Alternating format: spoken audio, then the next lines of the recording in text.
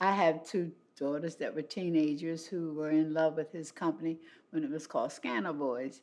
So I used to have to take them and let them watch his performances, and I would sit in the car and wait till 12 o'clock so I could take them back home because it was a little ride from my house. So I didn't know who the Scanner Boys were, but teenage girls knew who the Scanner Boys were. And as he converted from Scanner Boys to Rennie Harris Pure Movement, I became aware of what he was doing. I saw him in a concert at the 30th Street Station, and I said, that he's got something.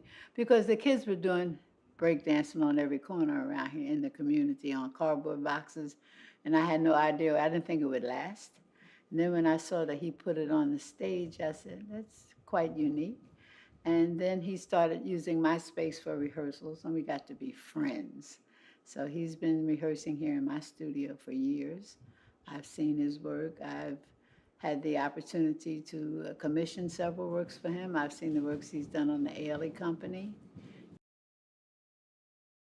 A lot of dance comes out of Philadelphia. A lot of black dance is not given the credit it deserves, or company, I should say, dance done by black companies. So I said, well, we should do something together. I'm a resident company at the Kimmel Center.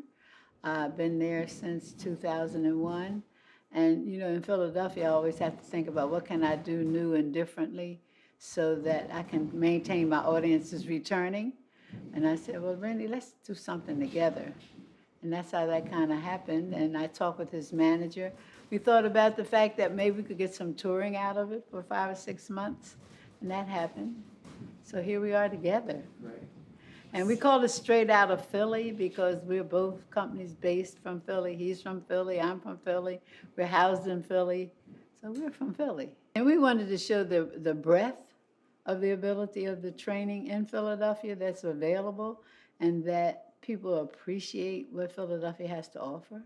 He wanted to show his breadth of work, and we picked two that show Philadelphia. And the ballet that we do together, he had previously choreographed on Philadelphia, and so it was easy to interject the two companies together because it was about Philadelphia. The ballet is about Philadelphia, not so much about the companies.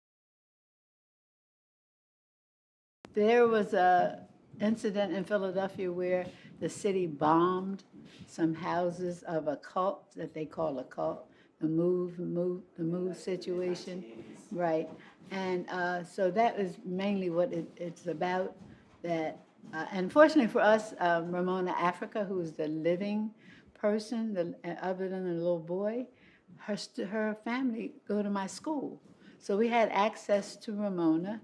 So she spoke about it, and all that's included in the ballet.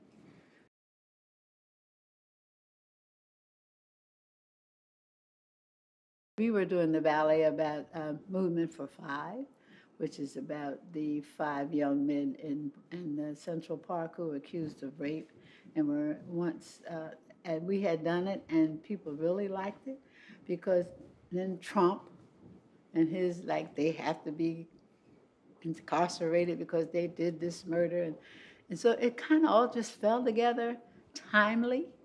And I think even long as we do it, I think right now is a good time to do it. It focuses on what's happening in our lives. Well, you know, I've never thought about New York.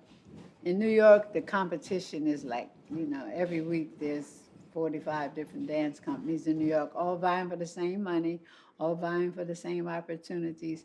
And I thought that Philadelphia, even though it's close to New York, had a lot to offer that was strictly Philadelphia. I mean, so many dancers leave Philadelphia and end up in New York, and a lot of them leave Philadelphia and end up in New York. But I think the atmosphere of family, training, support happens in Philadelphia that does not happen in New York. And I wanted to give those opportunities to youngsters so that when we took the step forward, that they had a background that would enable them to do that. I saw the Ailey poster the other day, and we laughed because it's a copy of a poster Philadelphia did with one of Philadelphia's dancers. I'm like, okay, it's all right. But that's not something that's happened quite often. Which is okay. I tell my dancers to leave Philadelphia, move up, not out. The up is Ailey. The up is Broadway. The up is Vegas, you know, so. And I wanted to make opportunities for black dancers in ballet. And, you know, they had started the Dance Theater of Harlem. I said, well, they're only going to let them be one black ballet company, so what else can we do? So that's when I started thinking about adding modern dance. I was trained in the Dunham technique, which is a Haitian African-based company. My dancers were good, proficient at the Catherine Dunham technique. And then we started thinking about doing more. And I'm like, if my dancers are going to look for work, they're going to have to be able to do a lot more. They can't, being black, Broadway at that time and now, most of the Broadway shows have one black dancer or two. So you got to be special. You got to be able to do a lot. So it's sort of, I guess, emerged by not what I knew, but what I was seeing for the dancers. You got to know how to be professional. You got to know how to follow rules. You got to know how to be prepared. I think that's something Alvin Ailey would always say. If you got a dancer from Philadelphia, he knew that the girls knew how to comb their hair. They knew how to put on their makeup. They knew how to be at rehearsal on time. They knew how to do what was required of them. And I do start that here. I start that with my little kids, teaching them. And my motto is, I will prepare myself, and one day my chance will come. But you got to be prepared. You got to know what you have to do. And the competition is rough. You know, even now, I started a movement to make the major ballet companies in the country hire black girls into the ballet corps. Pennsylvania Ballet, for the first time in 47 years, has 2 black ballet dancers, females. Never, ever. Never, ever. And that's because we brought together over 100 black girls that could do ballet for them to look at. We have 15 companies nationally, San Francisco Ballet, Joffrey Ballet, ABT, come and say, these black girls can do this if you give them a chance. And that's what I started in 1970 thinking, and I'm still at it.